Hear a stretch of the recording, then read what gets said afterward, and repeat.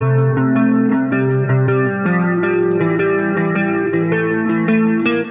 hola, ¿qué tal amigos? Bienvenidos una vez más. Hoy tenemos una nueva edición de Nada es Normal Íntimo y tenemos a un invitado súper especial. Especial porque es el calchólogo y maneja la Serie A como nadie. Y yo creo que cuando todos los vemos, ya ustedes lo ven ahí, no necesita ningún tipo de presentación. A todos se nos viene, por ejemplo, por lo menos a mí, a la cabeza, ese tema interpretado por Gianna Nannini, perdónenme mi italiano, pero no es muy bueno, y Eduardo Benato. Y sí, sin duda alguna es una estat italiana porque es súper especial este invitado que maneja el fútbol italiano como nadie. Es especial también porque su padre dirigía escuelas italianas en el exterior y eso lo ayudó a viajar mucho a través del mundo, y lo que en la sociedad de hoy en día es un problema para los padres, que es cambiar a los hijos de colegio. Él dice que para él eso fue una experiencia lindísima, o así lo define, ¿no? Como que tuvo una experiencia muy importante de conocer muchas personas y muchas ciudades y muchas culturas a través de eso. Y también es súper especial porque nació el día de Navidad. Nosotros en Nada es Normal Podcast nos vestimos hoy de gala porque tenemos como invitado especial a Don Vito de Palma, el calchólogo del fútbol, periodista que tiene años en ESPN, y también es farmacéutico. Por eso, Vito, queremos darte las gracias por estar aquí hoy con nosotros y bienvenidos a Nada es Normal Podcast.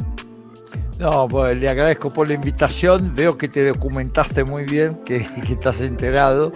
Y sí, sobre todo la primera cosa que dijiste, yo creo que generalizando un poco el concepto, no es tanto lo que te ocurre en la vida, sino es como vos lo aceptás, como vos lo asimilás, sí, como vos lo vivís. Decía mi viejo, que lamentablemente no está más, decía: nosotros éramos 6 hermanos. Cuando murió mi papá, los 6 lo vivimos de manera diferente. A mí me empujó a estudiar más rápidamente, a hacer todo más rápido en mi vida. A mi hermano lo llevó a ser un vago protestón. Dice, y nos había muerto el mismo padre, pero lo vivimos los 6 en 6 maneras diferentes. Así que a mí eso de haber cambiado mucho, que siento ahora, ¿no? Que los chicos se desesperan, ¿cómo lo vas a cambiar de escuela? Sufre.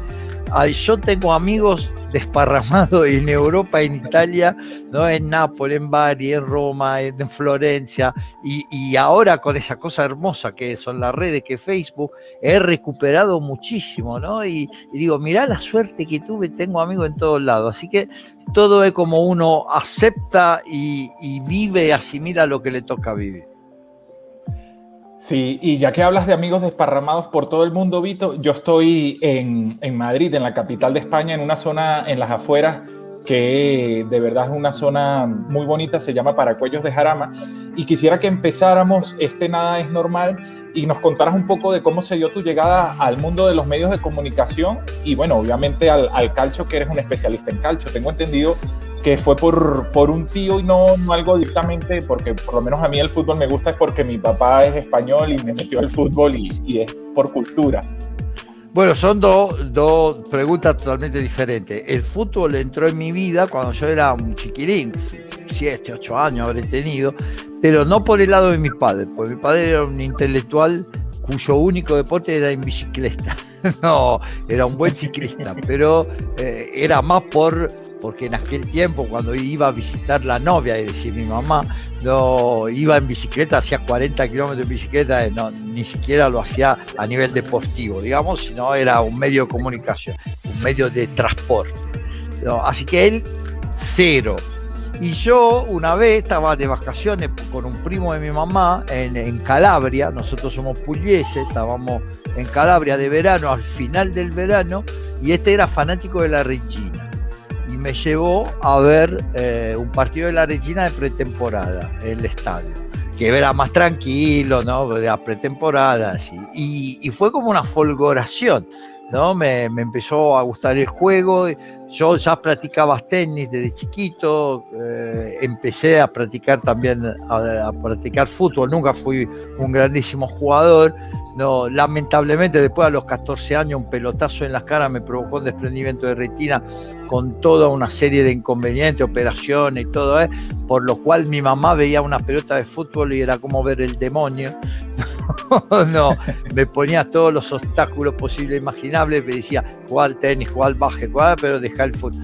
Bueno, y son esas cosas de la vida. Así empezó la pasión del fútbol. La única vez que lo vi a mi papá totalmente descontrolado con el fútbol fue la semifinal del Mundial de México 70, Italia-Alemania. En Italia empezó el partido a las 11 de la noche, terminó que eran casi las 1:30 de la mañana, y nunca lo había visto. Se prendió al partido y se empezó a emocionar y se metió, y fue un partido emotivo y de una manera extraordinaria, y al final, como descubrí que teníamos una bandera de Italia en casa, cosa que no sabía, apareció una bandera de Italia en casa y cargó a mí, a mis 3 hermanas el auto y nos llevó a dar vuelta por Roma, que estaba toda Roma en las calles esta noche. No fue la única vez que lo vi a mi papá, que fue algo de nacionalismo, supongo yo, ¿no? Ahí de deportivo, pero que se compara tanto con un partido de fútbol. Esto por el lado del fútbol. Por el lado de la profesión, fue una cosa, yo te diría, no casual, pero bueno, yo me casé muy joven, porque siempre digo que lo bueno nos atrapan enseguida. Entonces a mí me atraparon muy, muy pronto.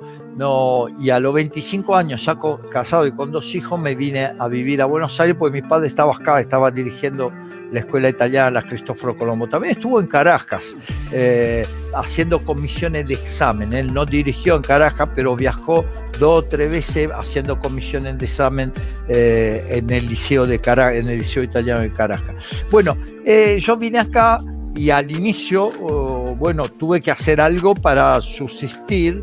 Y mi papá me ayudó, pusimos una farmacia muy cerca de donde vivíamos, y yo tenía a 5 cuadras de casa, 5 blocks, se dice en inglés, de casa, tenía la facultad de farmacia, me inscribí, empecé a estudiar, tardé un poco más de lo porque trabajaba, y a esa altura ya tenía 4 hijos, 2 más habían nacido en Argentina, pero al final en el 93 logré terminar. Me tomé como un respiro y después le dije a mi mujer, yo atendía a la farmacia todos los días y estudiaba y atendía a la farmacia. Digo, ahora puedo estudiar algo que me gusta a mí, no puedo hacer, pues yo eso lo hice, digamos, me gustó, fue muy interesante y como decíamos antes, todas las experiencias que he vivido en mi vida me han sido sumamente útiles y constructivas. No, pero digo, ahora me gustaría hacer algo. Y yo tenía muchos amigos que íbamos juntos a ver a Boca, amigos de cancha, que estaban todos en el mundo de las publicidades. Me querían llevar a todas costas por el lado de la publicidad. Me decían, Vito, te inscribís en cualquier escuela y a los 6 meses te ponemos a hacer training, te ponemos a trabajar. Pero a mí no me interesaba. Si había algo que a lo largo de toda mi vida había sido un hilo conductor, había sido el deporte, y que todos los días leía por lo menos 2 diarios. Entonces me pareció que el periodismo era, digamos, casi seguir con ese hilo conductor, ¿no? Me inscribí en una escuela de periodismo deportivo, también cerca de casa, la elegí por cercanía, ¿no? Con tanta suerte que a los pocos meses el diario más importante de Argentina, Clarín, empezó esos concursos, Grandes T se llama, ¿no? Que concurso que cada lector se podía armar un equipo y se ganaban premios en base a si esos equipos, si esos jugadores hacían goles, eso fútbol de fantasía, como le dicen ahora. Y entonces necesitaba redactores para preparar esa revista y pidió pasantes a todas las escuelas. Y bueno, a mí me pusieron como pasante y empecé en Clarín. Al poco tiempo quedé en Clarín, empecé a firmar notas, y bueno, después uno de los colegas de Clarín se volvió productor general de ESPN, así que me llevó a ESPN.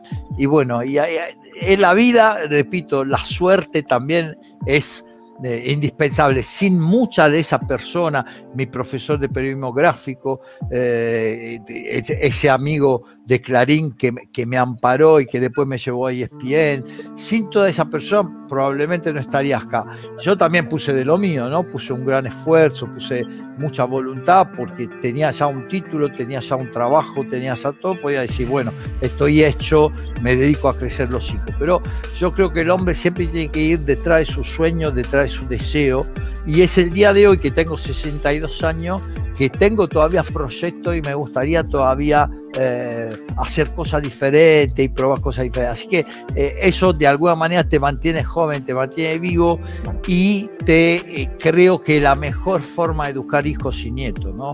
Dándole ejemplo constantemente de que nunca te tenés que resignar y quedar en una esquinita ahí defendiendo lo que pudiste lograr, sino tratar de brindarle a todo lo que tenés y tratar de acumular experiencia y conocimiento, pues los únicos que no te pueden robar, decía siempre mi viejo, la plata va, viene, en una noche uno gana una fortuna, otro la perdió, eso pasa continuamente, pero lo único que nadie te puede sacar es lo que tenés acá y lo que tenés en el corazón. Así que son las dos cosas realmente valiosas que tiene el ser humano.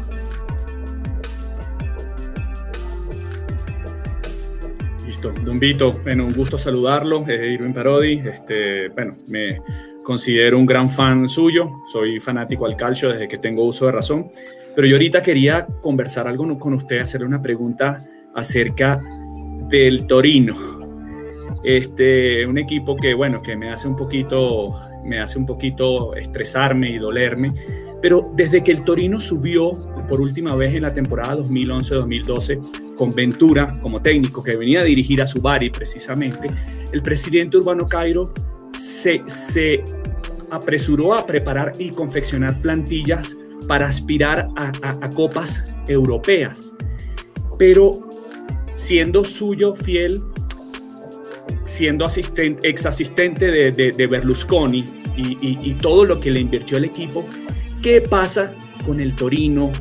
Sobre todo post pandemia, ¿qué sucede? El equipo que no levanta cabeza, la defensa mucho que desear, el mediocampo y la delantera pues no está tan mal, pero ¿qué piensa Vito que le pase, que ese equipo pueda lograr la salvación, don Vito?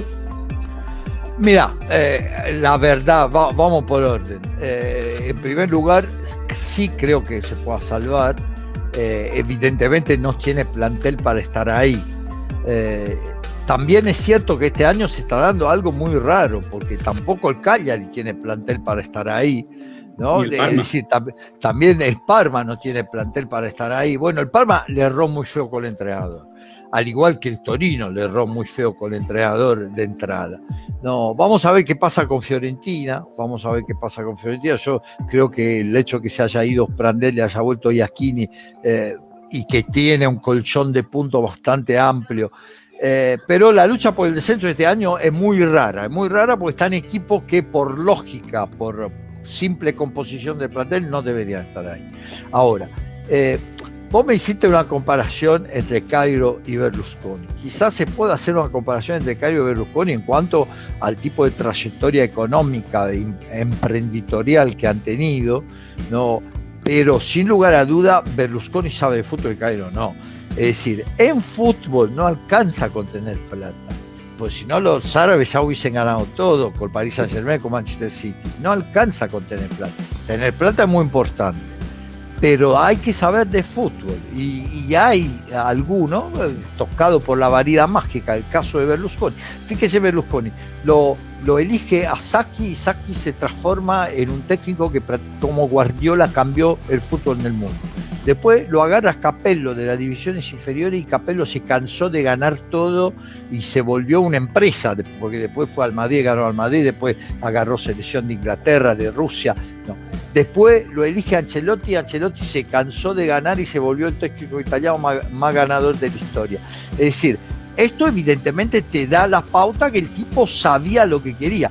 El Milan, veo que vos tenés unas camisetas del Milan ahí, el Milan de Berlusconi es el equipo que tuvo más balones de oro, pero no que compró jugadores que ya tenían el balón de oro, sino que fue el equipo que compraba jugadores, descubría jugadores. Pienso a Shevchenko, pienso en Weah, pienso en Kaká, ¿no? Que lo traía cuando no lo conocía nadie y se volvía Van Basten, Savicevic, se volvían balones de oro. Entonces, ¿eso qué quiere decir? Que hay un presidente que sabe elegir, que sabe ir a buscar técnico y jugadores, y eso no todo lo tiene. Si vos sos Cairo, tenés un equipo que está armado con un criterio guerrero, con línea de 3, ¿vas a traer a Gianpaolo de entrenador? Está claro que eso tiene que fracasar. Yo creo que el Torino debió haber insistido con entrenadores como Mazzarri.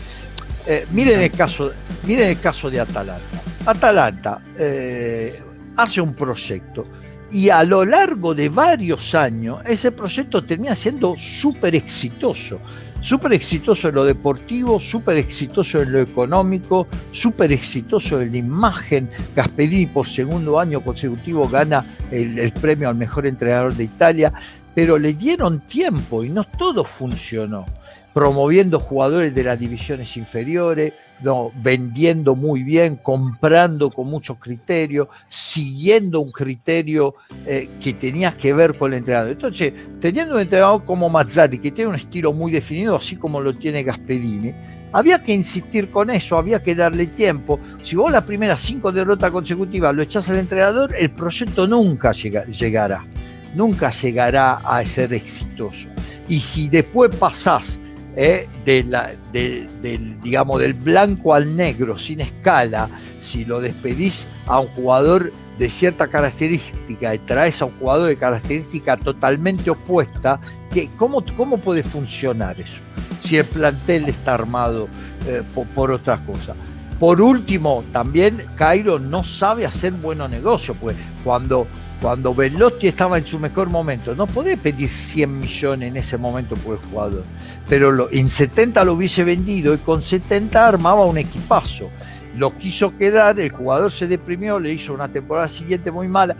Quiero decir, para que funcione un equipo se tienen que alinear los planetas, pero principalmente el director deportivo de Torino es alguien cuyo nombre en algún momento haya trascendido, como por ejemplo trasciende el nombre del director deportivo de Atalanta o el nombre ahora el del Milan, obviamente era un nombre ya conocido antes, o el de Inter. Es decir, hay toda una combinación entre dirigentes, intermedios, cuerpo técnico y jugadores. Todos los engranajes tienen que agarrarse perfectamente, y si no la máquina no funciona, y inclusive el motor se puede grispar, y inclusive se puede echar a perder un plantel. Fíjese cómo se valoriza un plantel cuando funciona bien. Dejemos Atalanta, agarremos Sassuolo.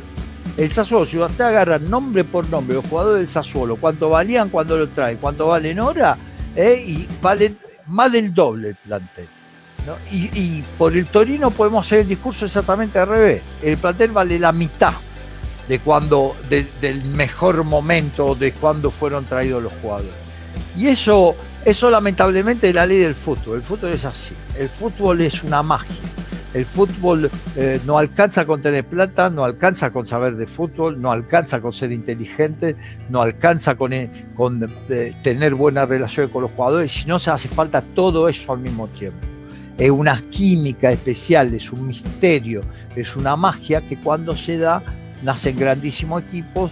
Y yo siempre tomo como ejemplo la Lazio campeón de Italia de Maestrelli, la Lazio de Chinaglia, de Cecconi, de los años 70, donde iban armados en el vestuario. Había dos bandas enfrentadas que se odiaban, ¿no? Y un viejito moribundo, de hecho murió poco tiempo después de salir campeón, ¿no? Maestrelli, Tommaso Maestrelli, que lograba hacer que esos chicos que se odiaban entre sí en la cancha se amaran.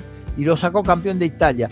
Inexplicable, algo inexplicable, pero que de alguna manera explica lo inexplicable que es el fútbol. Perdóneme el burdo juego de palabras. Don Vito, le saluda por acá Rafael Romero desde Caracas, Venezuela. Quisiera agradecerle por la oportunidad, por tomarse unos minutos para conversar con nosotros. En mi criterio, usted es el embajador del fútbol italiano en Latinoamérica y realmente le expreso mis palabras de admiración. Mi pregunta es relacionada en el plano deportivo, ¿no? Para Tito de Palma, ¿qué evalúa para que una liga sea atractiva? ¿Simplemente la lucha entre los aspirantes al título, la pelea entre equipos que están en la media tabla o la lucha final que hay por ciertos clubes por la permanencia? No, yo creo que lo que define mayormente el nivel de una liga es la que se llamaría en una sociedad la medio burguesía, la clase media. Para mí lo que hace realmente al placer de ver una liga es ver cómo juegan los equipos de mitad de la tabla, digamos, mitad, un poquito más arriba de la mitad de la tabla, entre el quinto y el 10º lugar. Esa franca y la lucha para esa franca es la que define también la lucha por el título y la lucha por el descenso, porque los puntos que suman esos equipos se los quitan a los grandes y a los chiquitos, ¿no? Y de alguna manera terminan siendo los árbitros, los grandes árbitros de los torneos, ¿no? Vos a veces ves un mano a mano como ha habido entre Juventus y Napoli, ¿no? Hace 2 años, 3 años atrás, ese mano a mano Juventus y Napoli, Napoli va, le gana a Juventus, pero después de la fecha siguiente, ¿quién le quita el título? La Fiorentina, que lo golea en Florencia. Y la Fiorentina llegó 7ª ese año, ¿no? Bueno, esa franca, cuando yo veo el Sassuolo, cuando yo veo cómo juega el Bologna, cuando yo veo cómo juega la Sampdoria, el Parma del año pasado, que este año no cumplió, lo hablábamos antes con Irving, no, esa franca es para mí la franca que define, podríamos decir, por ejemplo, en España, este año el Granada, ¿no? El Granada es la gran sorpresa. Esa es la franca de equipo. En Inglaterra sería el Everton. Bueno, nombro Everton porque soy admirador de Ancelotti, ¿no? Pero miren el Leicester, qué campeonato que está haciendo, extraordinario, después de una baja, después de haber salido campeón, estuvo unos años en baja, ahora otra vez. Eso para mí define. Después, el gusto es como si me dice, ¿cuál es la mujer más linda? Bueno, a uno le puede gustar, a mí me gusta el estilo mediterráneo, el estilo griego. Mónica Bellucci, Sofía Loren, palabra mayor, yo era chiquito, crecí con esto, la Cucinotta, ¿no? La siciliana, la Cucinotta, una mujer extraordinaria. A mí me gusta ese tipo porque yo soy del sur de Italia, pero si me regalás Yerostón, no te voy a decir no me gusta no. Es decir, el fútbol es lindo porque hay 1000 maneras diferentes de desarrollarlo, y lo bueno del fútbol es lo lindo de jugar bien, es cuando vos tenés un plan y desarrollás bien ese plan. No importa si ese plan es tener la pelota o no tenerla, atacar los espacios, dejar los espacios atrás, dejarlos adelante, ensancharse por los costados. Cada uno puede tener un plan. El plan se vuelve exitoso si funciona, si es agradable a la vista, en el sentido que vos ves que hay un funcionamiento aceitado, y si también produce resultados, porque todos podemos hacer lucos, si no, las focas serían los mejores jugadores del mundo, porque las focas con la pelota hacen lo que quieren, pero después explicarle cómo hacer una secuencia de 8 pases. No, entonces, el fútbol tiene esto. Yo también le sumo, porque yo creo en el deporte antes que en el juego. El fútbol se puede entender, y lamentablemente en la vida moderna se entiende mucho como juego, como espectáculo, ¿no? Yo siempre digo, si quieren espectáculo vayan al teatro. El fútbol es un deporte, y el mandamiento principal de un deporte es optimizar los recursos. Yo tengo a mi hijo que es entrenador en Los Ángeles, y a veces le tocan equipos muy malos. Yo digo, vos no tenés que mirar si ganas o perdés, vos tenés que mirar al final de la temporada, mi equipo mejoró, los chicos juegan mejor, los chicos aprendieron algo, yo les saqué todo lo posible a esos chicos. Sí, listo, eso es el trabajo del deporte. Obviamente, si mis chicos son los chicos del Barcelona, la vara es un poco más alta. Si yo tengo para optimizar los recursos de Messi, y tengo que ganar todo, porque tengo el mejor jugador del mundo, o tengo Cristiano Ronaldo, tengo Ibrahimovic, es obvio que ahí la vara es altísima y optimizar ese recurso es mucho más difícil, ¿no? En otras palabras, y dicho quizá brutalmente, es mucho más fácil ser feliz para un pobre que ser feliz para un rico, porque si la felicidad es mejorar, para un pobre es mucho más fácil mejorar que para un rico. El rico ya llegó, está muy cerca del techo. ¿A dónde va? Entonces, lo decía mi viejo, la felicidad no es velocidad. Vos estás en un avión a 800 kilómetros por hora y estás sentado en el sillón de casa, es la misma sensación, ¿no? Estás parado y está volando 800 kilómetros por hora. No es velocidad. La felicidad es aceleración. Subiste a una patineta y bajás por la bajada de una cochera. ¿Te parece volar? No, ahí vas a tener un escalofrío, vas a tener una emoción, una sensación de aceleración mucho más divertida que estar en un avión a 1000 kilómetros por hora, 10.000 metros de altura. Que si no hay alguna sacudita ni te das cuenta, ¿no? Estás mirando una película en la pantalla ahí o estás leyendo un libro como si estuviese en tu casa. Repito, prueben la patineta por una bajada y después me cuentan, ¿no?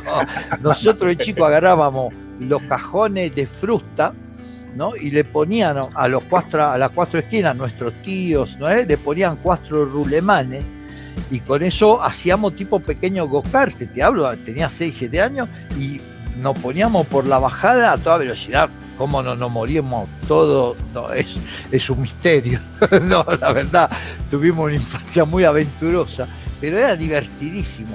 Así que es mucho más fácil mejorar un equipo que juega mal que mejorar un equipo que ya... Por eso muchas veces dicen, ahora se la agarran con Pirlo los hinchas de Juventus.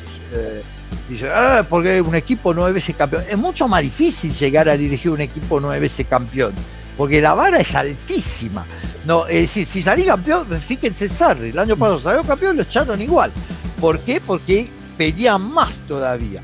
No, vos en cambio agarrás como Juric, agarrá el Hellas Verona y lo hace jugar bien por 10 partidos seguidos, agarrá el Sassuolo del Cervi, mirá el Sassuolo.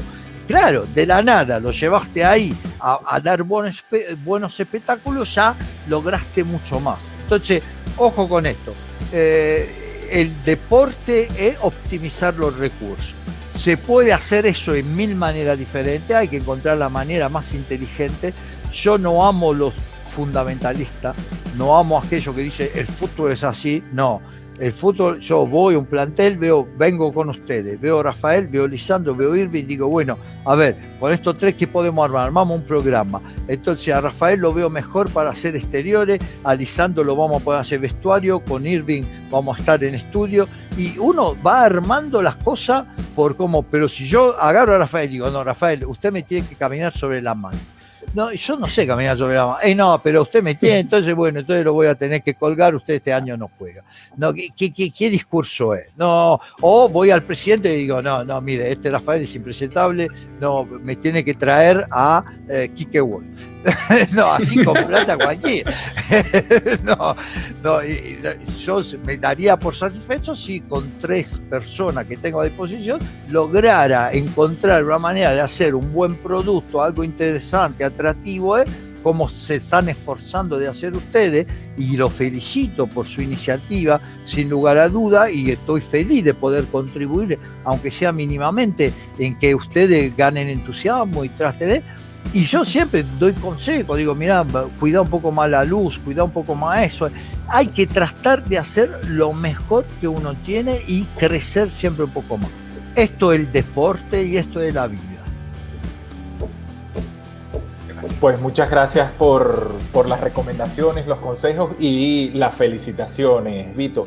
Recordar a todas las personas que nos están viendo que se suscriban al canal, que activen la campanita y que estamos en Instagram y en Facebook como Nada es Normal y que nos ayudan acá con el pulgar arriba. Vito, este podcast se llama Nada es Normal porque nosotros creemos y sabemos que la vida no es perfecta, ¿no? No como es en las películas. O si lo llevamos al fútbol, que el error forma parte del juego, ¿no? Y te llevo a una situación en particular. que sucedió el año pasado, en 2020, en la Liga Europa, ¿no?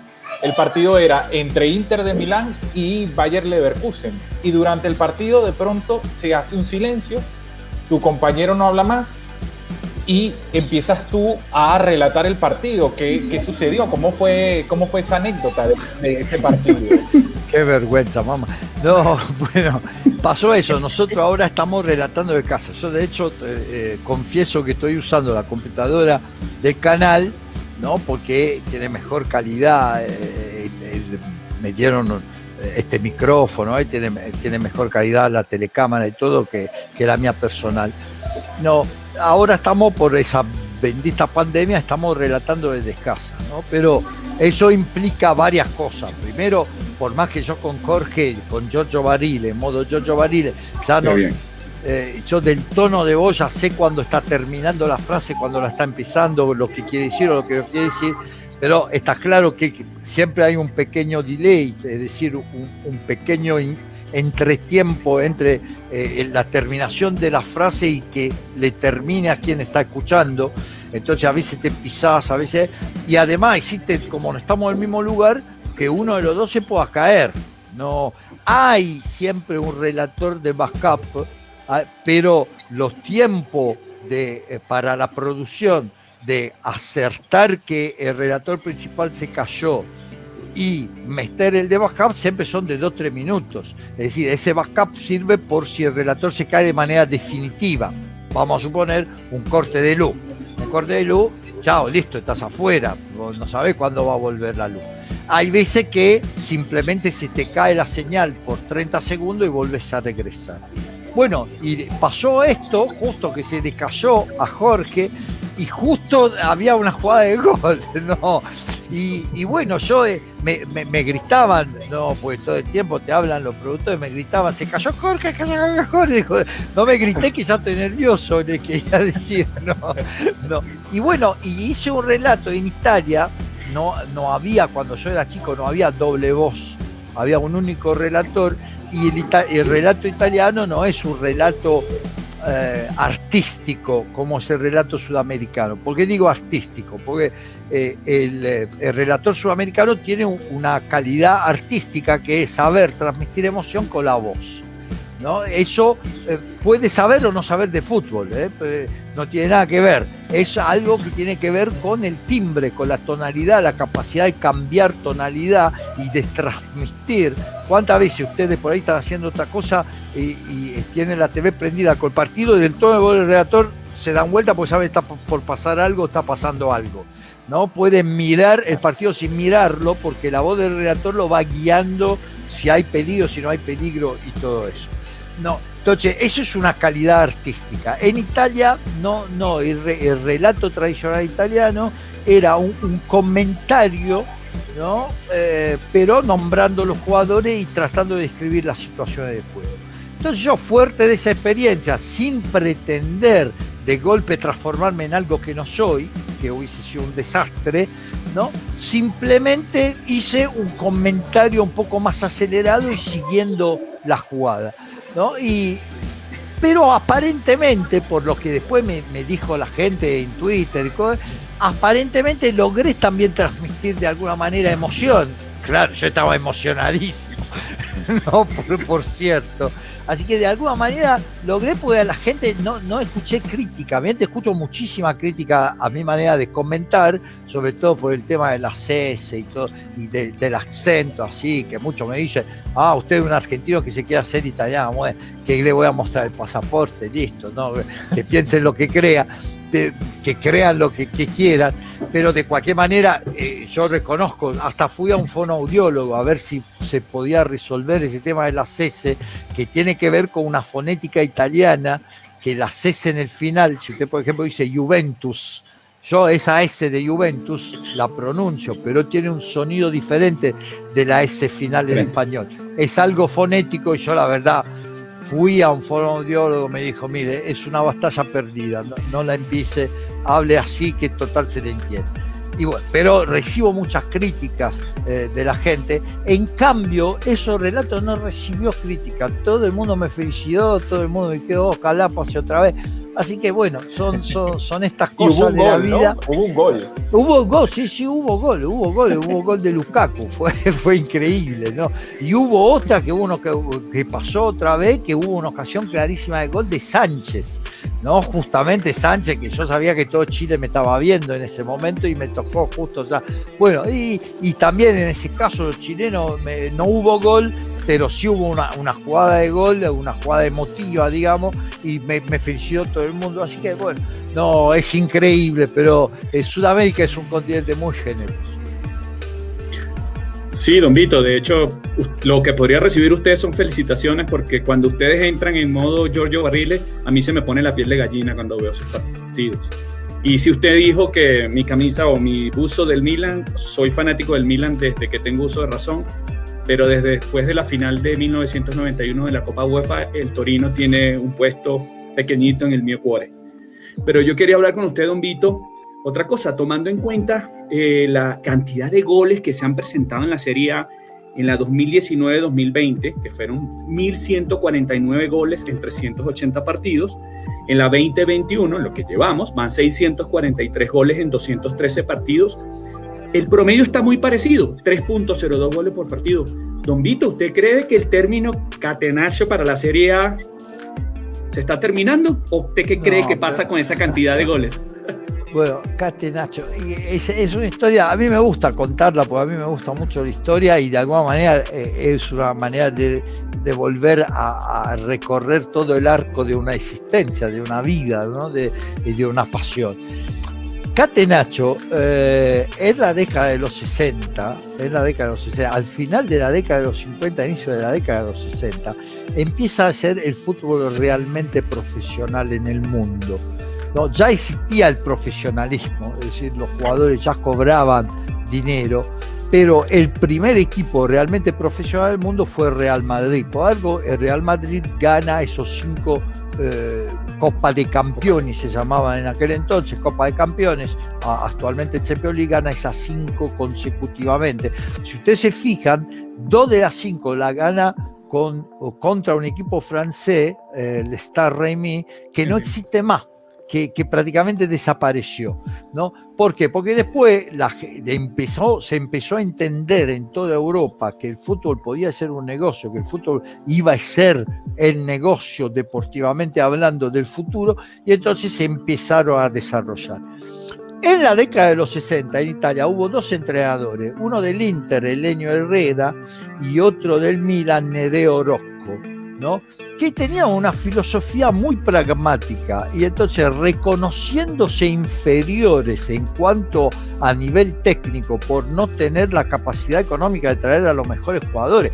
Ese Real Madrid tenía a Puskas, Di Stéfano, tenía los mejores jugadores de todo el mundo, estaban ahí, se lo había traído. Por eso digo que fue el verdadero nacimiento del profesionalismo, no en cuanto a que los jugadores cobraban, sino con respecto a cómo armaron un equipo galáctico. Algunos directivos empezaron a competir a ver quién se lleva a los mejores jugadores. Antes los jugadores surgían del propio club. El grande Torino, ¿no? Que desaparece en Superga en el 49 en esa tragedia aérea, el 85% de esos jugadores estaban formados del propio Torino, ¿no? O traídos desde Sudamérica, eso oriundi, como se le decía en aquel entonces, que eran hijos de italianos emigrados que volvían y venían a jugar, ¿no? De la década finales de 50, inicio de 60 cambió todo. Entonces, esos técnicos dijeron, bueno, pero si yo defiendo con atención y trato de buscar los espacios en velocidad, ¿no? En contragolpe, entonces por ahí, a pesar de ser inferior, puedo ganar los partidos, que es lo que decíamos antes, optimizar los recursos. Yo tengo menos calidad técnica, pero por ahí tengo mayor fortaleza física, mayor actitud defensiva y sobre todo tengo ideas tácticas. Entonces se inventó el catenaccio. ¿Qué fue el catenaccio? Antes se jugaba el método era 3 defensores y después 4 volante y 3 delanteros. 3-4-3 que ahora lo juega Atalanta. Eso era la década del 50. La idea y los 3 defensores marcaban a hombre a hombre, no existía la zona, ¿no? Y en realidad se marcaba hombre en todas las canchas. La idea de Nereo Orozco y de Helenio Herrera fue crear un líbero, es decir, agarrar un volante, y ese volante, en vez de ponerlo delante de la línea de los defensores, ponerlo detrás y dejarlo libero, de ahí el nombre, libre, libero quiere decir libre en italiano. Entonces, los tres stoppers marcaban a hombre, pero sobraba siempre uno, ¿no? Y a esa, cuando le preguntan a Rosco, le dice, bueno, eso es como ponerle un candado al cancel, un catenaccio en italiano, ¿no? Es decir, esa idea de que sobrara uno, que no se defendiera mano a mano en el fondo, esa era una idea hiperdefensiva con respecto al fútbol de la época, ¿no es cierto? Pero al mismo tiempo yo quiero hacer notar que si uno va y mira ese equipo de Nereo Orozco que fue campeón de Europa, o el equipo de Helenio Herrera que fue campeón de Europa, ese Milan tenía defensores roscosos, tenía volantes roscosos, pero arriba jugaba Rivera, jugaba Sormani, jugaba Altafini. Es decir, tenías 4 o 5 jugadores ofensivos, que hoy no hay muchos equipos que tienen 4 o 5 jugadores ofensivos. Sin ir demasiado lejos, l'Italia del 82, ya l'Italia del 82 jugaba Bruno Conti, que era un habilidoso alero derecho que con dribbling, con gol, con 1 contra 1. Jugaba Antonioni, que era un número 10 de la Fiorentina, era un 10 clásico, el clásico enganche, distribuidores. Jugaba Rossi, Graziani en el área, ya son 4 jugadores ofensivos. Y además estaba Tardelli, que era un volante con mucha llegada, de hecho hace un gol en la final del Mundial. Y le había hecho un gol también en el partido contra Argentina. Así que, quiero decir, eran equipos que, ¿dónde está el catenaccio? Hoy no hay nadie que tiene 5 hombres ofensivos en las canchas. No. Así que esa idea del defensivismo es un poco una marca de fábrica que se lleva también el fútbol uruguayo. Hay que diferenciar entre ser defensivista, es decir, renunciar a atacar, y saber defender. Son dos conceptos diferentes. Y lo dice Pep Guardiola, lo dice Arrigo Sacchi, lo dicen todos los grandes técnicos. Y dicen, para tener un equipo muy ofensivo hay que tener grandes defensores. Porque para tener un equipo muy ofensivo tenés siempre que ser arriesgado y dejar tus defensores mano a mano. Y por eso necesitas grandes defensores.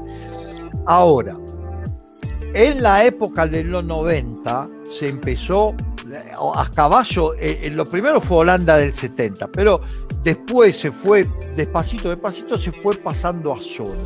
Entonces hubo la década del 90 donde los defensores, los Baresi, los Maldini, los Costa Curta, hablo solo, digamos, de los italianos, en esa época venían de marcar a hombre, habían aprendido el oficio marcando a hombre y aprendieron también la zona. Entonces eran defensores muy completos. Y en ese momento realmente Italia del 90 no gana el Mundial, pero en todo el Mundial recibe un gol. Cuando llega a la semifinal no había recibido ningún gol. Italia apostaba que ganaba el Mundial sin recibir goles. Era una defensa... el primero se lo hace Canilla, después bueno, el de la finalista ya nos cuenta, el de Plata en Bari, en el San Nicolás de Bari se jugó esa final del tercer puesto, esa nadie la recuerda, esa final, no, pero hasta la semifinal no había recibido goles, y si no hubiese sido por Zenga no lo recibía ese gol, porque Zenga no tenía por qué estar ahí. La verdad, ese gol es un error del arquero imperdonable, porque cuando el hombre está marcado no hay que salir nunca lejos, y si vas a salir rico por lo menos anticipá, no te haga anticipar. Si hubiese quedado al arco la agarra sin agacharse, porque la pelota entró bollando, así entró la pelota, la hubiese agarrada. Bueno, son cosas del fútbol. Por eso yo siempre digo, los mundiales no se pueden comprar, porque de haberlo podido comprar Italia del 90 lo compraba, era el país más corrupto del mundo, así que si no se compró ese, quiere decir que no se pueden comprar. No, bueno, dejando de lado todo eso, entonces no hay que confundir el saber defender. Ahora hay defensores que han crecido exclusivamente con la zona, que ya no saben referenciar. Eso uno lo ve, dice, ¿cómo? Yo lo mostré muchas veces, por ejemplo, cuando hablemos de fútbol, ¿no? Defensores que miraban atrás, referenciaban y después al último momento, cuando llegaba al centro, el delantero le pasaba por delante y le cabeceaba. ¿Qué estuviste mirando? No, vos lo tenés, a mí me lo decían cuando yo era chiquirín, jugaba, lo tenés que tocar al atacante. Tenés que estar a contacto todo el tiempo, porque estando a contacto vos sentías a dónde se mueve. Podés anticipar el movimiento. Si no lo está tocando, no lo está marcando, ¿no? Entonces, ahora no se marca bien. Por eso, a mí me gusta eso, que haya 3 goles por partido, 3-0-2, me dijiste. El promedio este año es levemente inferior al del año anterior, pero también hay que decir que el año anterior fue una orgía de penales. Daban penales por mal aliento, no te cepillaban los dientes de la mañana, penal. No, se caía una señora de la esquina, penal. No, por eso también ha habido muchísimos goles. No, este año están dando un poco menos de penales y bajó un poquito el promedio, pero estamos ahí. Tradicionalmente yo consideraba un buen promedio, un promedio ofensivo 2.5 por partido. Ahora estamos en 3 por partido, es sin lugar a dudas, pero ojo con esto, una cosa es mejorar la performance ofensiva porque hay tener mejores delanteros, y cosa muy diferente que aumenten los goles porque no sabés defender. Entonces, a mí, primero hay que saber hacer bien toda la fase del juego. Después el gol tiene que ser un mérito del delantero, no un error del defensor, porque así no tiene gracia. Entonces pongo papeles ahí o conos y voy gambeteando, hago 1000 goles. No, o como quería hacer Blaster, agrando los... mire claro, mire que acto fallido, Blaster, dije, como una plata. No, no, porque realmente si hay 2 hombres que han hecho mal al fútbol, estos han sido ese señor y Platini, los 2 hombres que más mal le han hecho al fútbol en la historia misma del fútbol. Pero bueno, no quiero hablar de política, vamos a dejarlo. Pero quería agrandar los arcos. ¿Qué vas a agrandar los arcos? Ahora dice algunos, saquemos los offside. Pero si saquemos los offside ya no es fútbol. Ya no es fútbol. Voy a dejar un 9 ahí, lo dejo a Lewandowski a la pesca y ya se va a perder todo lo que es táctica. No. El fútbol se tiene y están mejorando las canchas. Porque yo recuerdo cuando era chiquilines que llovían 2 gotas y eran barriales, la pelota pesaba 5 kilos, era imposible levantarla. ¿Viste? Ahora cuando, por ejemplo, las pican por abajo sobre la salida del arquero y se la tiran por arriba y se quedó lazo. Andarlo a hacer en los 70 con la pelota de cuero de los 70 cosida a mano, que no se levantaban ni con el gasto por el auto, se levantaba esa pelota. Andar a levantar esa. No, es claro que está mejorando, que está creciendo la preparación atlética. De hecho, fíjese, antes 30, 31, 32 se terminaba las carreras. Ahora Zlatan tiene 40, Buffon tiene 40 y siguen jugando. Pero hasta Cristiano Ronaldo tiene 36 cumplidos. Ahora 36, 37 llega cualquiera. ¿Qué quiere decir? Mejor preparación física, mejores canchas, balones diferentes, mejores botines. No, también hay más lesiones. Porque se juega a mucho mayor velocidad y hay una cosa fisiológica. Vos podés hacer crecer el músculo. Eso una de las tantas cosas que aprendí estudiando farmacia, porque tal vez se hace anatomía, fisiología. Vos podés hacer crecer el músculo, pero las articulaciones, los tendones, los ligamentos no crecen. Entonces es como si vos tenés un palo, ¿no? Ese palo le metés una potencia de 50 kilos y levantás una piedra del otro lado. Pero si a ese palo le querés meter 100 kilos para levantar una piedra de 100 kilos, probablemente se quiebre el palo. Porque vos podés meter acá la fuerza, pero el palo tiene una resistencia. Entonces así pasa con los músculos. Agranda los músculos, aumenta tremendamente la fuerza de la palanca, pero el fulcro de esa palanca, que son los ligamentos, que son las articulaciones, esas no crecen y entonces se rompen con más facilidad porque se le está aplicando demasiada potencia. Eso, y además el desgaste se juega muchísimo más, y eso explica porque ahora hay tantas más lesiones que antes. La diferencia es que ahora te operan en artroscopía, y antes te rompían una rodilla y chao, se había terminado la carrera. Entonces, todo está progresando, todo está creciendo, todo está mejorando, pero no hay que ir detrás del fútbol de highlight. Yo, ¿por qué digo fútbol de highlight? Porque digo, el fútbol de highlights, si ustedes miran un partido resumido en 3 minutos, ¿qué hay en esos 3 minutos? Ocasiones de gol y goles. No hay nada más. Hay ocasiones de gol y goles. Puede haber alguna buena tajada. Y hecho polémico, una tarjeta, qué sé yo. Y hecho polémico, pero buenas jugadas defensivas no vas a ver. Y entonces, ¿cómo si nosotros miramos un fútbol de highlights, lo único que vamos a querer mirar son goles, palos, grandes atajadas de arquero por ahí y nada más? Y no, el fútbol es construcción, es maniobra, es secuencia de pase, es anticipo, es sentido de la posición, es dinámica, es intensidad. Entonces no vayamos a un fútbol de highlight, no vayamos a un fútbol de imágenes cortitas de 3 minutos, no, son 90 minutos y hay que gozar los 90 minutos integralmente. Eso es el espectáculo.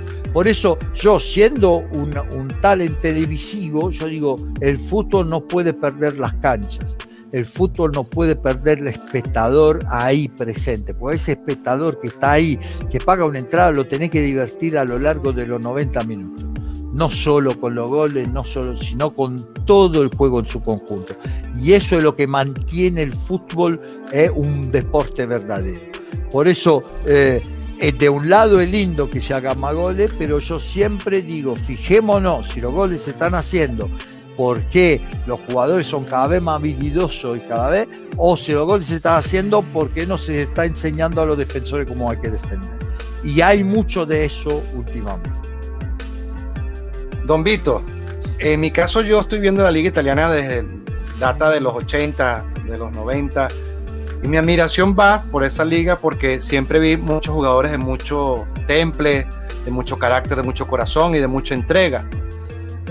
¿Usted no considera que en la actualidad, y vamos a excluir un poco estos tiempos de pandemia, en la actualidad esos jugadores con esas características están escasos o sencillamente siguen existiendo de igual manera? No, digamos así, mira, el jugador hoy por hoy para darle mayor calidad al fútbol se requiere, vos fíjate, hasta los arqueros tienen que saber jugar con los pies, ¿no? Entonces, antes el 5, vos pensabas en un 5 y vos pensabas en un pulpo quitador y por ahí también de pegar, pero hoy un 5 vos pensás en Pirlo, vos pensás en Xavi, vos pensás en Busquets, vos pensás en jugadores que saben organizar el juego, que tienen buenas pegadas, que tienen buen toque del balón. Es decir, en el fútbol moderno, y eso es positivo, se ha tratado de sumar la técnica en todos los roles. Había una canción italiana, una vita da mediano. El mediano es el volante tapón en italiano, el mediano. Una vida mediano era como decir una vida mediocre. Mediano y mediocre suenan bastante similar, ¿no? Porque era el jugador mediocre. O cuando yo era chico, bueno, vos sos malo, andás en lateral derecho. No, era lo que decían. Bueno, pero el arquero hay que tener coraje para ser arquero. No cualquiera es arquero, es un puesto difícil. Lateral derecho, ¿qué daño podés hacer?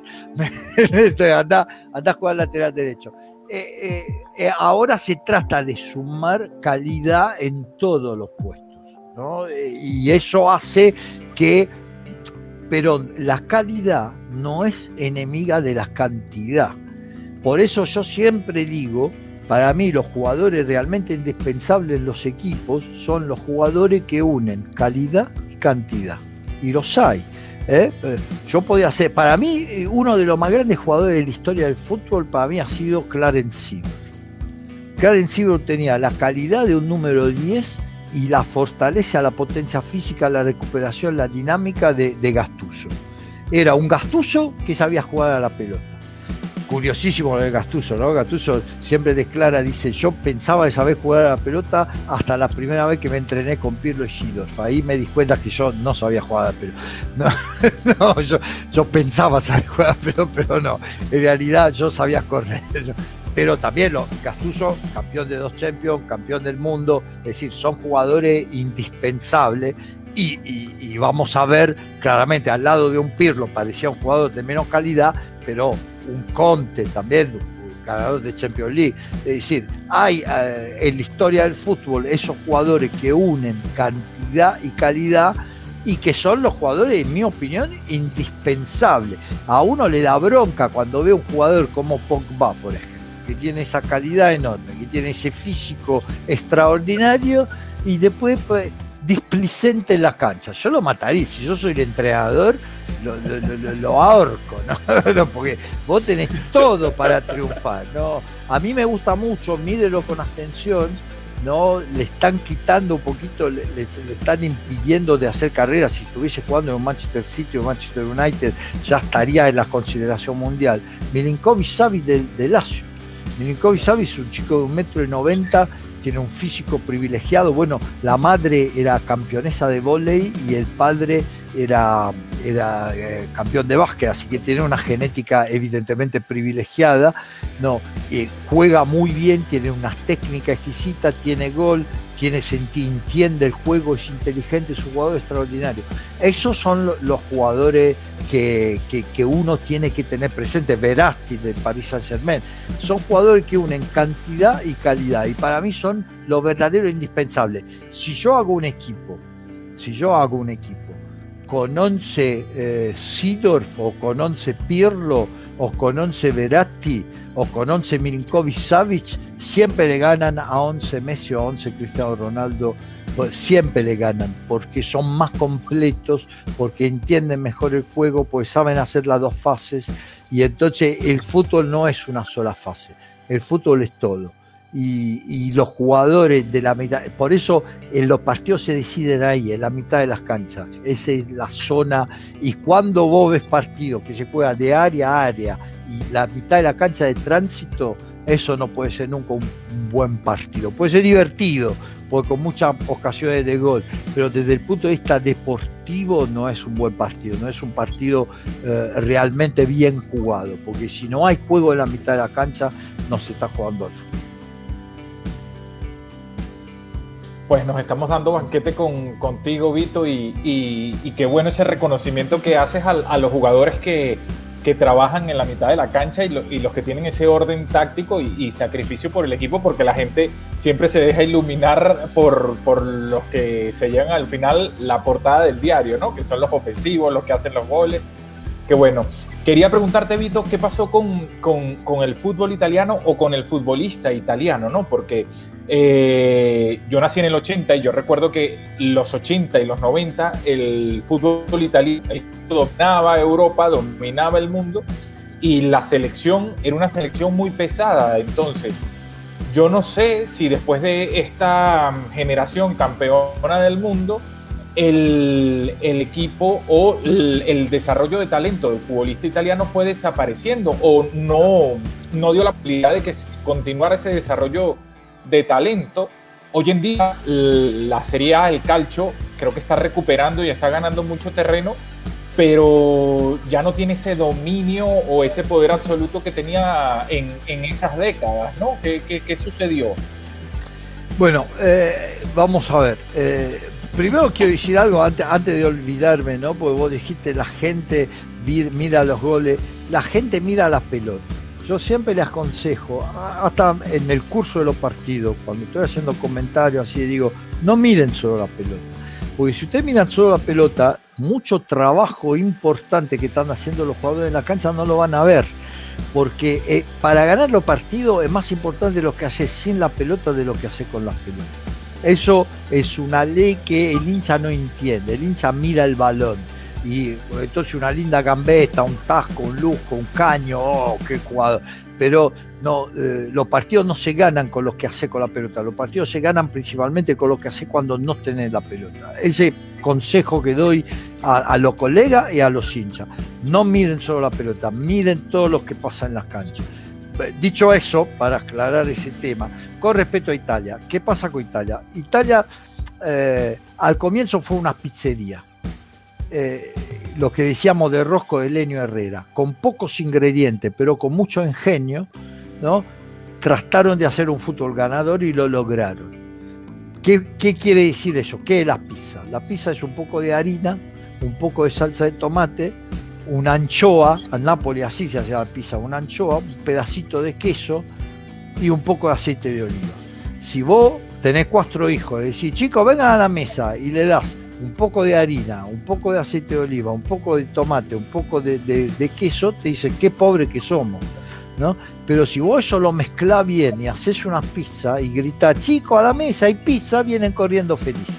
Entonces son los mismos ingredientes, es exactamente lo mismo, pero vos con tu ingenio, con tu capacidad, con tu fantasía, volviste la pobreza algo apetecible y querido, como mi nieto que tiene 3 años y grita pizza day, porque sabe que el jueves es el día que el papá le compra la pizza. Bueno, entonces eso era el fútbol italiano en los 60, era una pizzería, era ingenio aplicado a la pobreza para tratar de ganar.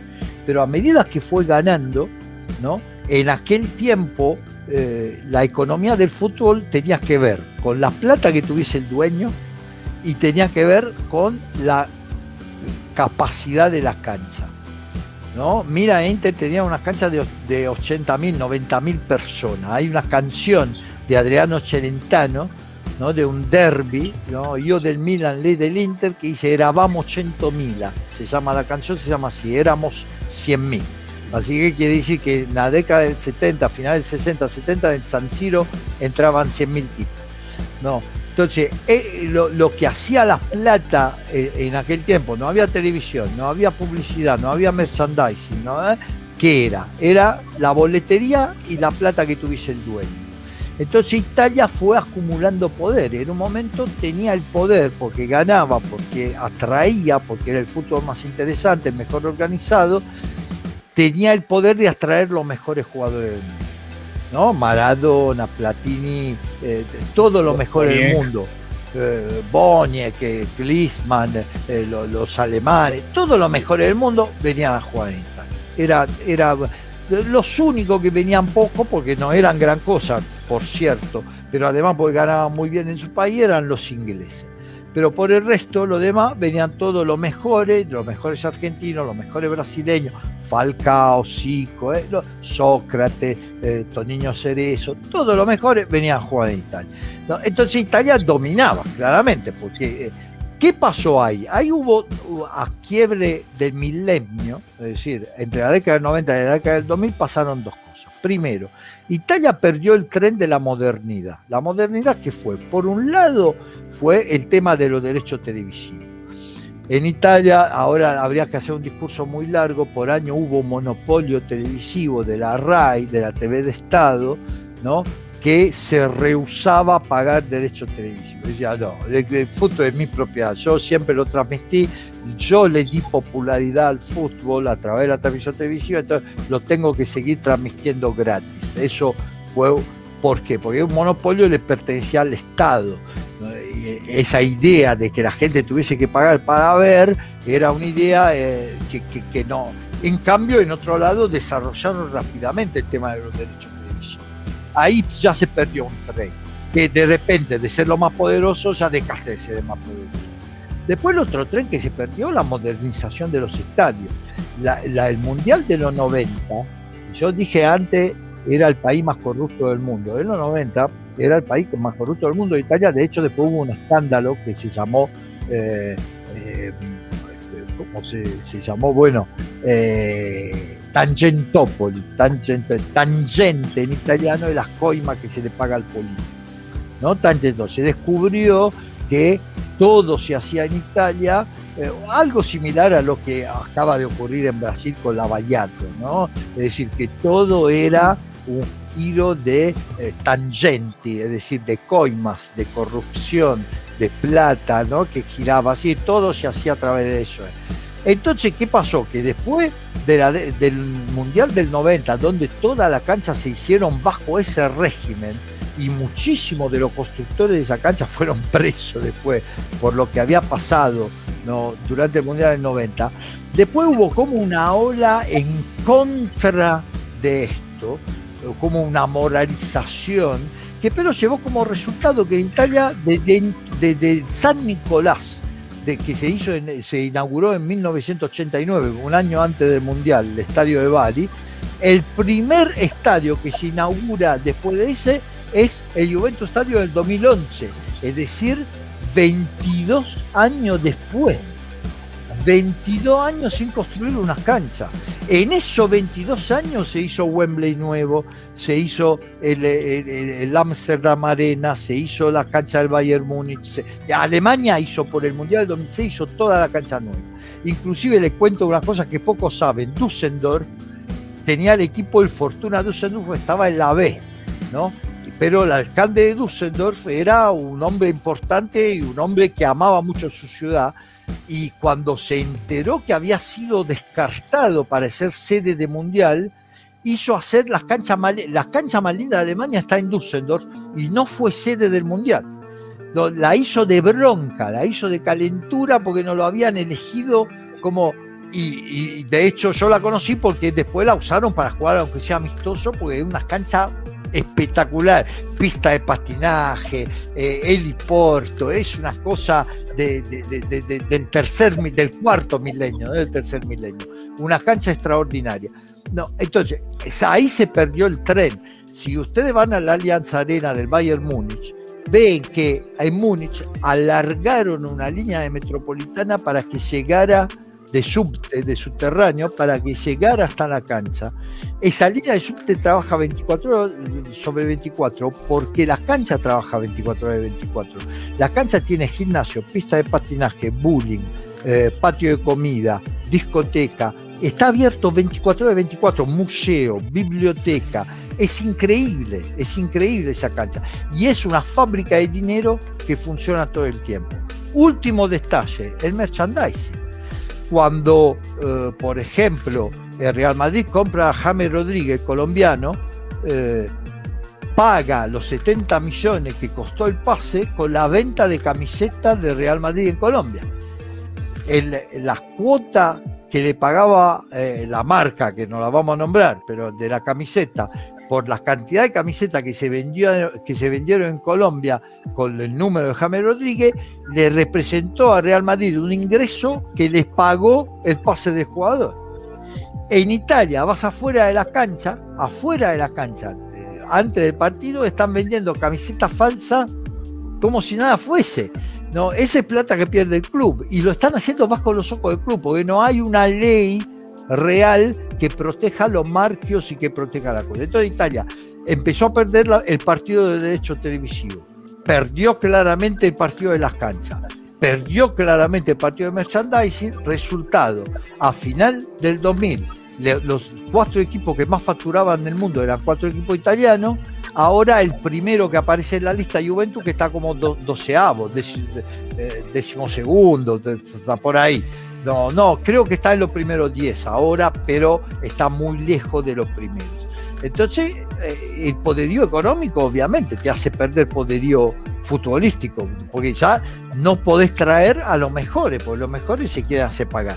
Segundo, ocurrió otras cosas. El escándalo del 2006. El escándalo del 2006 no podía no tener un efecto sobre todo el movimiento del fútbol. Eso era evidente que se iba a pagar un precio. Y el precio, de hecho, ¿quién jugador va a venir a jugar en una liga que sabe que se amarran los partidos? Si vos antes lo podías convencer a un jugador a venir a jugar, después de ese escándalo, por unos años, se volvió realmente muy complicado. Aparte, Juventus tiene la mayor cantidad de hinchas. El hecho que se haya ido a la B ha provocado que mucha gente se alejara del fútbol, que le provocara disgusto entre los negacionistas, es decir, los que creían que eso no había pasado, los que en cambio sí sabían que habían pasado, pero se disgustaron por eso, les dio asco y no quisieron ver. Era claro que eso se iba a pagar. Ahora, las cosas han quedado atrás en el tiempo, despacito se está repuntando. Yo estoy bastante preocupado, pues yo estoy viendo señales en el arbitraje, en la administración del VAR, en la administración de las designaciones arbitrales. Estoy viendo señales muy parecidas a las del 2006. Espero que nos tropiecen otra vez con la misma piedra, pero realmente ves cosas que te llaman la atención. El otro día hubo un partido donde una posición adelantada no se mostró la imagen sino 13 minutos después, ¿no? Y después nosotros pudimos demostrar en estudio que esa imagen que pasaron había sido modificada, es decir, se tomaron los 13 minutos para elegir un fotograma diferente del que era del offside, es decir, que ya están manipulando imágenes a nivel de VAR. Eso es una gravedad tremenda, y ojalá que haya sido un error, que haya sido un problema técnico, que haya sido, pero pasó 2 veces en esa cancha con 2 semanas de diferencia, no, pasó en 2 partidos consecutivos, 2 veces en la misma cancha, no, con el mismo equipo protagonista. Así que yo espero equivocarme, pero miren, en el 2006 están ahí, está el blog de ESPNdeportes.com, ESPNdeportes.com, que no me deja mentir, porque todavía está el archivo y se puede ir a consultar. Y yo venía denunciando, digo, está pasando algo raro, y la gente me insultaba en el espacio bajo el blog, no, si tiene que pruebas que denuncie. Digo, si tuviese pruebas ya hubiese denunciado, pero está la ley de los grandes números, ¿no? Si yo veo que todos los partidos antes de jugar con la Juventus, todos los jugadores están apercibidos, vienen amonestados, llama un poco la atención, ¿no? Venía denunciando ese tipo de cosas que tenías que ver más con la estadística, con el sentido común. Es decir, vos te das cuenta que hay algo ahí que ¿cómo puede ser que el equipo que tiene más falta y menos amonestado? No hay una relación matemática. Bueno, y después saltó el escándalo y inclusive profesionalmente eso para mí fue muy importante, porque porque en un momento los dirigentes de Juventus pidieron que me despidieran en el 2006. Se pusieron en contacto con ESPN pidiendo que me censuraran o que me despidieran, ¿no? Y cuando después explota el escándalo, claramente los dirigentes me dijeron, no, tenía razón vos, y nosotros quedamos muy bien parados desde el punto de vista de la información con respecto a eso, porque lo veníamos denunciando desde mucho antes de que ocurriera. Así que yo espero equivocarme en este caso, pero estoy respirando un aire que no me gusta para nada, ¿no? También lo que pasó con Suárez, hay cosas, espero que no tropiecen otra vez con la misma piedra, porque ahora despacito el fútbol italiano se está volviendo a poner a tiro. Hay posibilidad de que se hagan canchas, la Roma se quiere hacer la cancha, la Fiorentina se quiere hacer la cancha, Milan e Inter se quieren hacer la cancha, se han acercado capitalistas que tienen dinero para hacer esa cosa, así que despacito. Atalanta de alguna manera se hizo, remodernó totalmente su cancha, Udinese remodernó totalmente su cancha, así que también en Nápoles quiere hacer una cancha nueva, así que el merchandising se empieza a arreglar, los derechos televisivos no llegan a ser el valor de los derechos ingleses, pero se están negociando mejor, entonces se está recuperando un poco de terreno. Tropezar otra vez con las mismas piedras sería realmente una cosa, ojalá que nos cometan un error tan grave, pero yo veo ahora una generación de jugadores que había faltado anteriormente. Ahora los Varela, bueno, vimos la selección ayer, ¿no? Los Varela, los Sensi, los Locatelli, Bastoni, Mancini, hay varios jugadores en la franja 20-24 años que son ya de selección, ¿no? Es decir, con mucho futuro todavía. Donnarumma tiene 22 años, Bastoni tiene 21, Chiesa tiene 24, hay muchos jugadores muy interesantes en esa franja que te garantizan 7-8 años más de alto nivel, así que soy muy optimista. Lástima que no me gusta el entrenador, pero bueno, no se puede tener todo tampoco, ¿no? Don Vito, si no me equivoco, en el San Nicola se jugó una final de Champions en 1991. Sí, de Estrella Roja. Y pasaron, entre otros, Casano, Zambrotta, Perrotta, Gillette, Boban, muchos jugadores de mucha clase. Esperemos volver a eso. Don Vito, ya hablando de esa franja de 24 años que nos dice usted, ¿cómo ve ese cambio generacional en la Azzurra? Viendo que en los últimos partidos tuvimos dos centrales que fueron Bonucci y Chiellini, y en lo último tuvimos a Bastoni y a Mancini. ¿Cómo ve ese cambio generacional, don Vito? ¿Y qué piensa del futuro? ¿Volveremos a ganar un mundial? Sí, no, eso es seguro. Tengo espacio por muchas estrellas más ganas. Eso es seguro. No, pero digamos así esto, en el puesto de central a mí me gusta la experiencia. No lo digo por viejo, lo digo porque hay puestos, el arquero, en los centrales, donde la experiencia es un valor agregado hasta que vos conserves, mantengas una eficiencia física, obviamente, ¿no? Estamos diciendo que ahora miramos Ramos, Piqué, es decir, 35, 36 años y siguen jugando a altísimo nivel, ¿no? Igual hay una generación intermedia ahí, ¿no? Porque están los Rugani, están los Romagnoli, está Chervi, hay entre los veteranos como Bonucci, Chiellini y los jovencitos como Bastoni y Mancini, en el medio hay una generación intermedia bastante interesante y que puede garantizar, digamos, cierta continuidad hasta que los más jóvenes. El problema más grave, yo lo decía ayer, ¿no? Por ejemplo, Toloi también, Toloi que se acaba de enrolar siendo brasileño como italiano porque se nacionalizó y nunca había sido convocado por Brasil, así que debutó ayer, jugó el partido y lo hizo bien, pero son todos jugadores que juegan línea de 3, ¿no? Y Mancini no juega línea de 3, a mí no me gusta la línea de 3, debe ser lo único que vamos de acuerdo con Mancini, que no juega línea de 3. No, si bien ayer en un momento la probó, justamente ¿por qué? Porque tenía Toloi, Bastoni y Mancini que los tres en sus equipos juegan línea de 3. Entonces ahí está un poquito más el problema, se está difundiendo mucho en Italia y no solo en Italia, en el mundo, porque el otro día vimos el Real Madrid con línea de 3, vimos el Bayern Múnich con línea de 3, lo vi a Pep Guardiola hacer línea de 3. Eso para mí es un retroceso total en el fútbol. Eso sí es volver al catenaccio, ¿no? Porque esa línea de 3 en realidad son líneas de 5. Entonces vos de tener 4 defensores, que en los buenos equipos, 4 defensores tenés de un lado Dani Alves y del otro lado Roberto Carlos o Jordi Alba, que son 2 laterales que juegan de alero casi todo el tiempo, que pasan todo el tiempo, y por ahí tenés un número 5 que se le cuesta en medio de los 2 centrales. Vos ahora acá tenés 3 centrales, 2 que se le cuestan y un 5 que se le cuesta, está defendiendo con 7. ¿No? Entonces ese sí es un retroceso para mí en cuanto al juego, ¿no? Después tiene su ventaja el abrir la cancha, el tener los 2 externos siempre abiertos, siempre alto, tiene alguna ventaja, requiere mecanización, pero en mi opinión es para Atalanta. Es decir, es para un equipo que no tiene grandes campeones y que entonces hace que el funcionamiento muy aceitado, muy fundamentalista, ¿no? Pero aumente la capacidad, haga lucir los jugadores. Fíjese Papu Gómez. El Papu Gómez fue a Sevilla, ya lo quieren vender. Porque afuera de un sistema, ese sistema lo hacía lucir como uno de los mejores jugadores de Europa. Lo sacaste de ese sistema, es un jugador del montón, como lo era antes, cuando no estaba en ese sistema. Estaba en Catania. Exacto, o estuvo en Shakhtar Donetsk, o estuvo.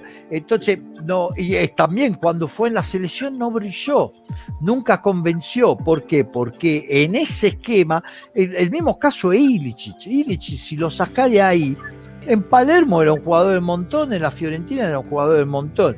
En ese esquema funcionaba perfectamente. Entonces, la línea de 3, esas cosas tan fundamentalistas desde los tácticos, sirven para los equipos chicos. Los equipos que tienen aspiraciones de ganar y que tienen grandes campeones tienen la obligación, lo que decíamos antes, la vara es más alta. Entonces, tener la obligación de ser ofensivos, tener la obligación de jugar protagonizando el juego. O acá no es una cuestión de ser ofensivo o defensivo, es cuestión de querer ser protagonista todo el tiempo, querer ser el que maneja la rienda del juego. Esa es la cuestión. Entonces, cuanto más calidad técnica tenés, más obligaciones tenés en ese sentido. Entonces, este hecho que la línea de 3 se esté generalizando, a mí me parece un grave retroceso en el fútbol, que también es culpa porque miren, tácticamente, aparte el caso del Holanda de Cruyff del 70, todo lo demás que se inventó en el fútbol lo inventó algún entrenador italiano o que trabajaba en Italia. Tipo el caso de Lenio Herrera, que era argentino pero trabajaba en Italia, tipo el caso de Nils Lidl, que era sueco pero había hecho toda la carrera en Italia, tipo el caso de Eriksson, que era también sueco, pero había hecho toda la carrera en Italia. Es decir, las cosas, las novedades en el fútbol siempre, desde el punto de vista táctico, siempre se inventan en Italia.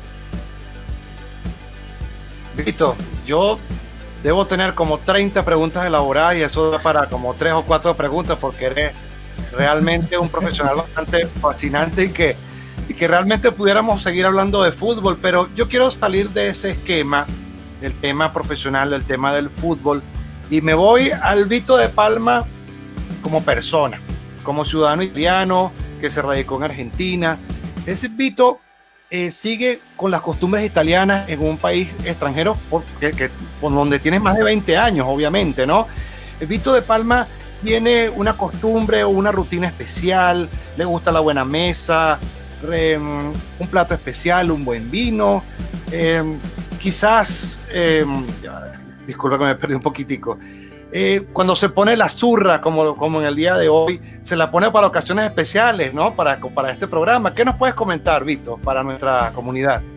Bueno, mira, en primer lugar lo que quiero decir es que para un italiano el Sudamérica es prácticamente una extensión. No se siente uno. Yo cuando voy a Estados Unidos, cuando voy a Inglaterra, cuando voy a Alemania, me siento mucho más incómodo, entre comillas. Yo me siento cómodo en todos lados, no soy un cara dura, no me hago entender aunque sea gestos, no, me gusta vivir, trato de llevarme bien con todo el mundo, me gusta reír y me gusta hacer reír,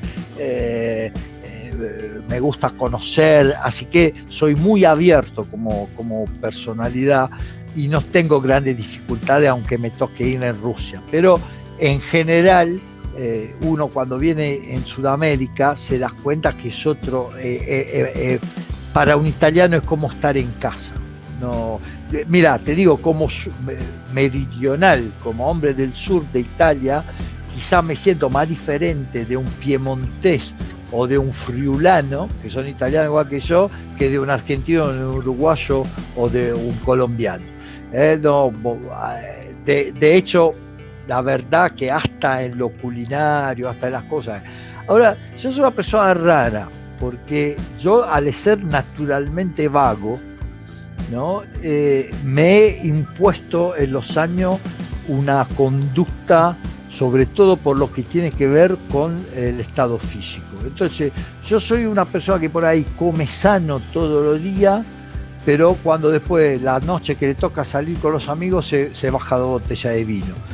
No, es decir, no tomo nunca en casa, pero cuando tengo que tomar, tomo. No, y no me va a decir borracho, porque no tomo nunca. Así que no, me puedo emborrachar. No. Tengo también una suerte con el tema del alcohol, ¿no? Porque el alcohol es algo que hay que saber manejar. Y yo tengo la suerte que el estómago me afloca antes que la cabeza. Entonces llega un momento que el estómago me dice basta, no, o si no, vamos a devolver todo para la asquerosidad de la afirmación, ¿no? Antes de llegar a un punto de no poder razonar o de cantar, así que de perder totalmente el control. Entonces nunca llego a ese nivel de euforia descontrolada totalmente. Siempre me mantengo bastante bien. Lo mismo vale por las comidas. Yo soy muy atento a lo que como, trato de no subir de peso. Ahora estoy muy contento porque en la pandemia había engordado, bajé casi 10 kilos, hoy corrí 8 kilómetros, hago deporte, juego al tenis. Pero después, si vamos a cenar afuera, no me voy a pedir una ensalada. ¿Me entendés? Si vamos allá a una afuera, traemos un bife de medio kilo. No, o me hago una carbonara, ¿viste? Y vamos, dice, ¿cuánto te pongo? 100 gramos. Digo, no, con 100 gramos es para mi nieto. A mí ponerme 200 por lo menos para empezar a razonar. ¿No? Entonces, repito, soy de cuidarme mucho en lo normal, ¿no? Para poderme dar gusto sobre todo cuando estoy con amigos, con conocidos, que uno va a cenar afuera o invitas a alguien a tu casa o te invitan en una casa, ¿eh? Entonces ahí poderme dar el lujo de poder comer o tomar y divertirme, sin por eso después que no me entre en los pantalones o no me entre el saco, que además piénsenlo profesionalmente, ¿no? Uno que sale por TV, cada talle te cuesta fortunas, ¿no? Porque cambiar de talle quiere decir tener que cambiar todo el ropero, que es un desastre. Yo, gracias a Dios, hace 15 años que mantengo el mismo talle, ¿no? Y eso, créame, que a 62 años te cuesta gran esfuerzo y gran constancia. Tenés que entrenar, tenés que... En ese sentido también, yo soy muy habitudinario. Yo, por ejemplo, yo no puedo, es más fuerte que yo. Hay partidos que yo lo podía sacar de taquito. El de ayer, Lituania-Italia. No hacía... Yo no puedo, yo tengo que estudiar. Es decir, yo me tengo que poner ahí al escritorio y tengo que mirar los videos de los últimos 10 goles que hizo Lituania. Me lo busco en YouTube, de acá, de allá, tengo mis maneras de encontrar material y me lo miro. Y me miro quiénes son los jugadores y dónde están. Y entonces, juega en la B de España. ¿Y cómo va ese equipo de la B de España? No tengo la menor idea. Voy y miro. No. Después, toda esa información, capaz que en el partido de 1000 usas una. Pero yo no logro sentarme a hacer un partido si no hice todo ese trabajo previo. Entonces soy muy estructurado en cuanto, soy sí, no sé cómo decirlo, demasiado quizá. Disciplinado. No, yo no amesto, y la verdad, trato de ayudar a mi compañero. Creo que lo más importante de la vida sea llevarse bien con los compañeros de trabajo. Yo tengo la suerte de estar en ESPN como juega en Barcelona. Yo juego con Messi, con Xavi Hernández, con Iniesta, y soy un burro, ¿viste? No, soy Jordi Alba con toda la furia, ¿viste? Y tengo a Dani Alves por el otro costado y lo miro de lejos. No, ¿me entendés? Me toca trabajar con gente que son genios, son todos los compañeros con los cuales me toca relatar. Yo de algunos soy más amigo que otros por una cuestión de piel, de feeling, de haber viajado juntos. Claro. No, seguramente de todo Jorge Barril es más amigo mío que cualquier otro, pero con Germán Sosa, con Hernández Lorenzi, con Miguel Simón, no quiero ni nombrar porque me olvido alguno y queda como, no, son todos unos fenómenos. Pero yo honestamente, si yo veo un colega que no trabaja, a mí me molesta. Si yo veo un colega que viene a un partido en bolas, como decimos nosotros, es decir, sin haberse preparado, a mí me molesta. A mí no me parece justo. Ya somos unos privilegiados. Ya jugamos en el Barcelona. Vos no te querés tampoco entrenar. ¿Me entendés? No, poné un mínimo. Somos afortunados, somos tipos afortunados. Pues hacemos un trabajo que nos gusta, tenemos notoriedad, tenemos un buen pasar, un buen vivir, quien más, quien menos, pero ingresos más mucho más que la media de la gente común. Entonces poné algo de tuyo, ¿me entendés? Claro. Esforzarte mínimamente. Entonces yo ese sentido, mi viejo decía, ponía 3 reglas fundamentales. La primera de esas reglas fundamentales decía, te la digo en italiano, después te la traduzco: fare sempre comunque dovunque il proprio dovere.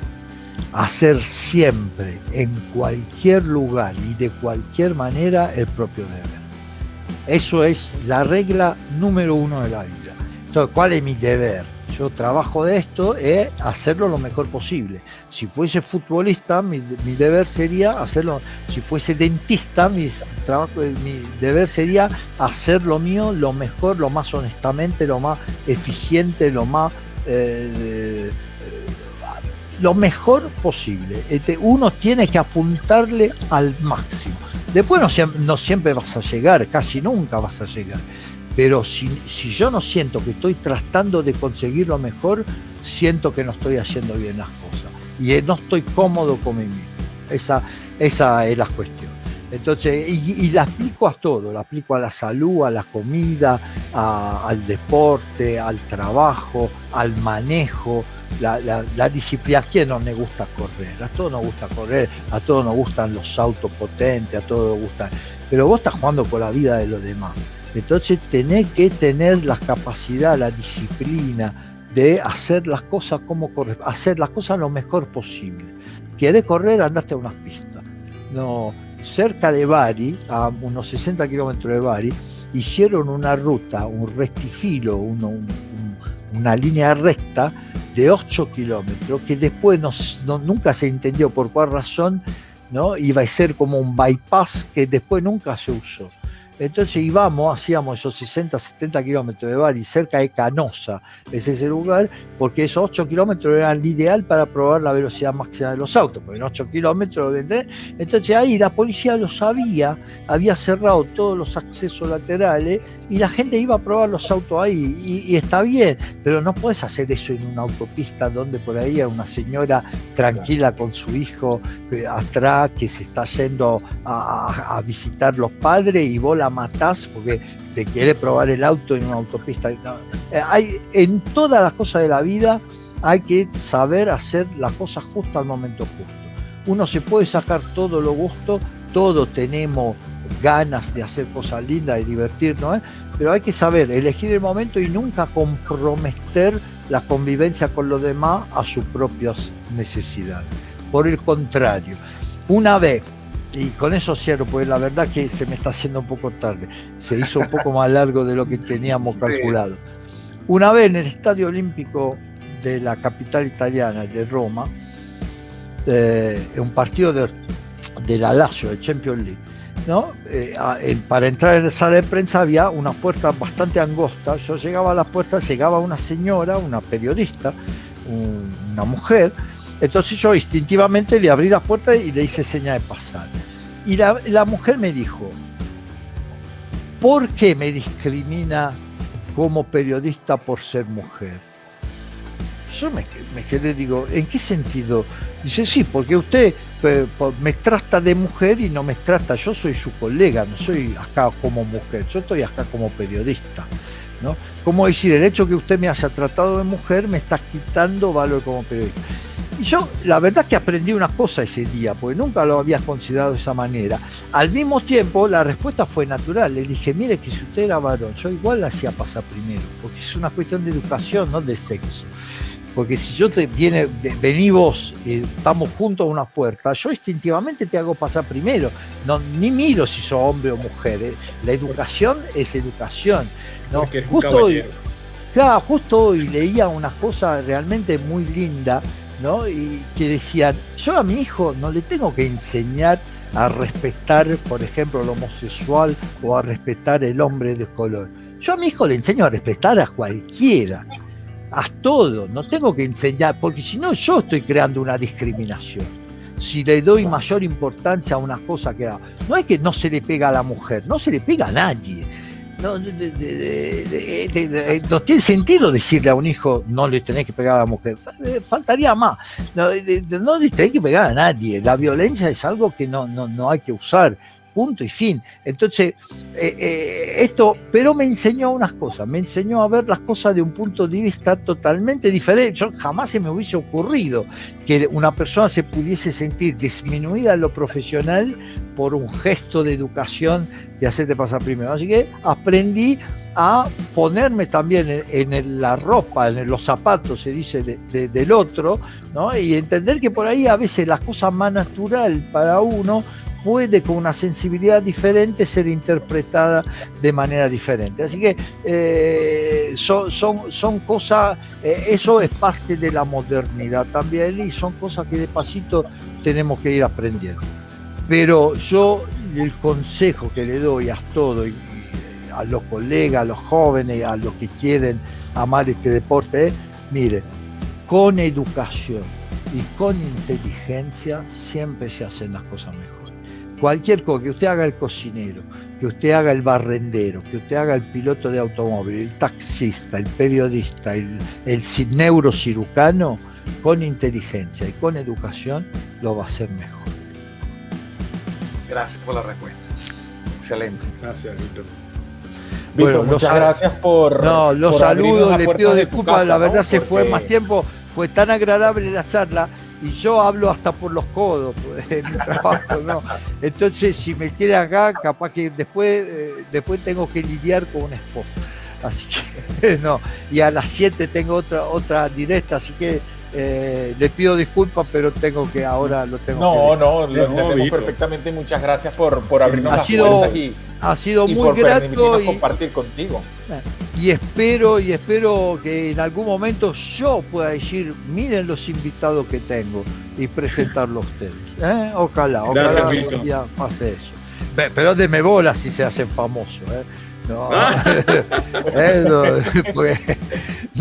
Vito, no es que después me dice, no, este ya es un viejo, no, absoluto, darte las gracias a ti por todo, y lo dijo Rafael, teníamos tantas cosas que preguntarte, es como cuando tienes que no sabes qué hacer, que pedirle al Papo Natale, querías pedir todo, te queríamos tener aquí, te teníamos que pedir todo, y te deseo una buena Pascua y gracias por todo, Tito, honestamente. Felices Pascua por todo, que la pasen realmente muy bien, es una fiesta para pasar en familia, ahora con la pandemia, con más fuertes razones hay que hacer todos juntos, y yo le pido disculpas porque yo sé que soy difícil, porque hablo demasiado, y por ahí unas preguntas se extiende mucho a la respuesta y le quita la oportunidad de hacer más preguntas. Pero al mismo tiempo creo que uno de la mayor calidad que tengo yo es la espontaneidad, ¿no? Esa facilidad para pasar de hablar de cosas personales, de experiencia de vida, y creo que al final, más que de deporte, uno lo que quiere ser considerado, yo no quiero ser considerado un gran periodista, me conformo con ser considerado una buena persona, y entonces en esto se me hace más fácil. Gracias. Gracias, Vito. Gracias a ti, Vito. Chao, hasta luego. Chao. Chao, hasta luego. Sotto il cielo